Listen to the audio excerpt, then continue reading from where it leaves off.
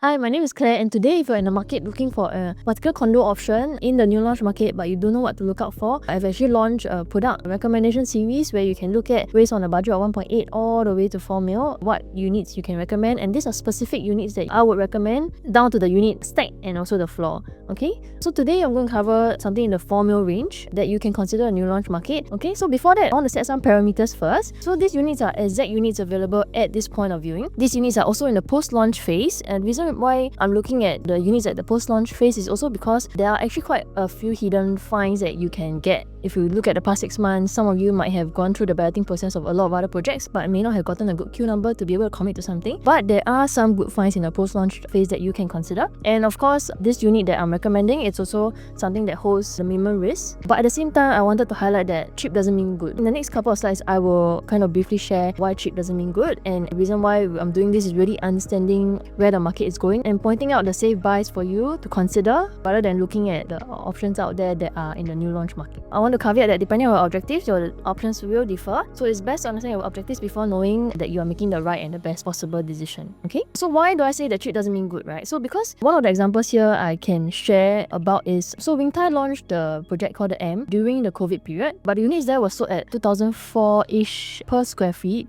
And the reason why 2004 per square foot was very, very cheap at that point in time was because just one street down there was Midtown Modern that actually launched at almost like in between, right, about 2008 per square foot. So when you see prices that 2008 per square foot to all the way to 3000, even Midtown Bay has hit 4000 per square foot today. At that point of time where they launched at time, the M actually was sold at about 2004, and there were some units that were sold at about 2002 or even below 2001. So at that point of time in the city, you can get something at 2001. It sounded like quite a pretty good deal. Then after that, when you see that the project has TOP but you don't see much demand coming in, whether it's sale or for rent, because maybe when the project has reached its TOP stage, there were quite a number of units for sale and for rent at the same time. I personally tried marketing one unit for sale and for rent, but there were very, very little inquiries because it's just like a lot of units kind of flooding the market at that point of time. In today's context, if you see, for example, One Burnham, they suddenly released some fire sale units all at 2007 per square foot, but we don't know if the demand is going to be strong enough for people to kind of be able to transact fast enough. So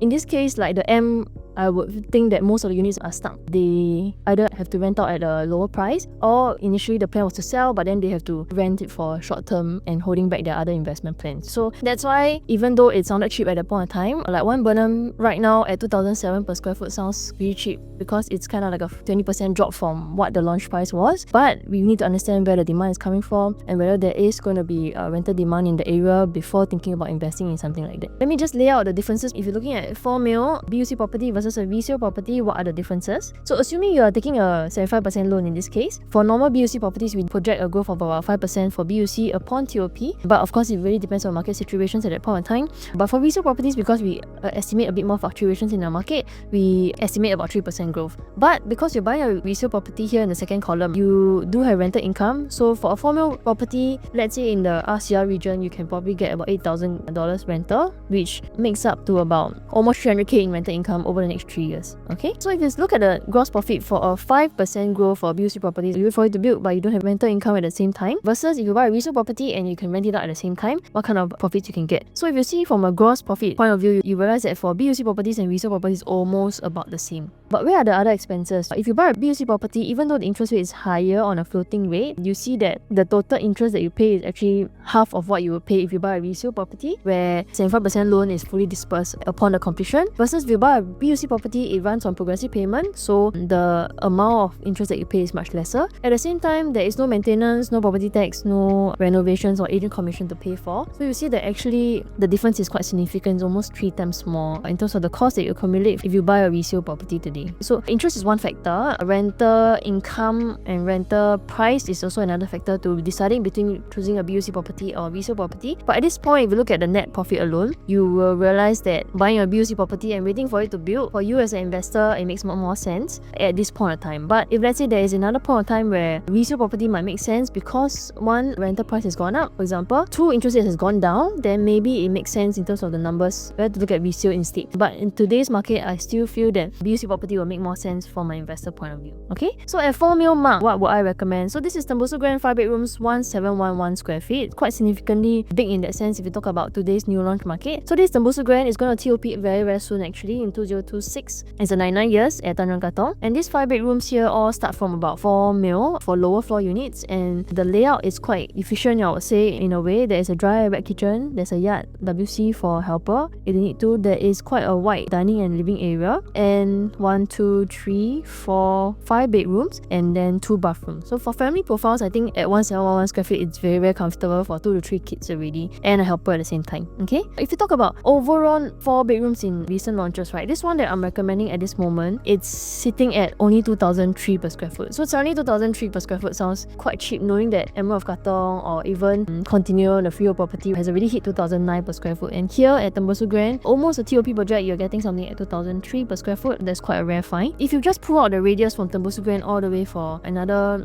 1 km, right, you'll see that there is Grand Diamond and there's also Emerald of Katong that also have 5 bedrooms, but the per square foot they have been transacting is 2003, 2004 in that range. But here you're getting something much lower at 2003 per square foot. Okay, if you look at overall 99 year in recent launches around the area, Tembusu Grand 4 to 5 bedrooms have already hit 2005 per square foot over here. Emerald of Katong 4 bedroom 2007 per square foot up to, and Grand Diamond here 2006 per square foot. So even though the sizes are smaller, it also brings value to you as a buyer or as a resale seller next time to know that actually your size is very rare, and that would be good for in the resale market where buyers are looking for something bigger, especially in D15. Okay, so this is a big units low supply kind of theory that we're looking at. Why I want to highlight this is because you realize that the units for 4 bedroom 5 bedrooms in the other projects, Emerald of Katong, they are in the 1300 range. Grand Diamond, there are some bigger units at 1004 per square foot, but for Tembusu Grand 5 bedrooms at 1007 per square foot, it's quite rare. So if you look at one example here, Treasure at Tampines, they have 5 bedrooms over here. If you pull out the radius from Tampines all the way out for 1 km, right, you realize that there's only one more project called East Point Green that has 5 bedrooms, but there are only 8 units of them in total. So what's the result of low supply and high demand? One, you realize that the people looking at 5 bedrooms over here of a reasonable quantum of less than 3 mil over here at Tampines, but the actual owners actually make up to about $1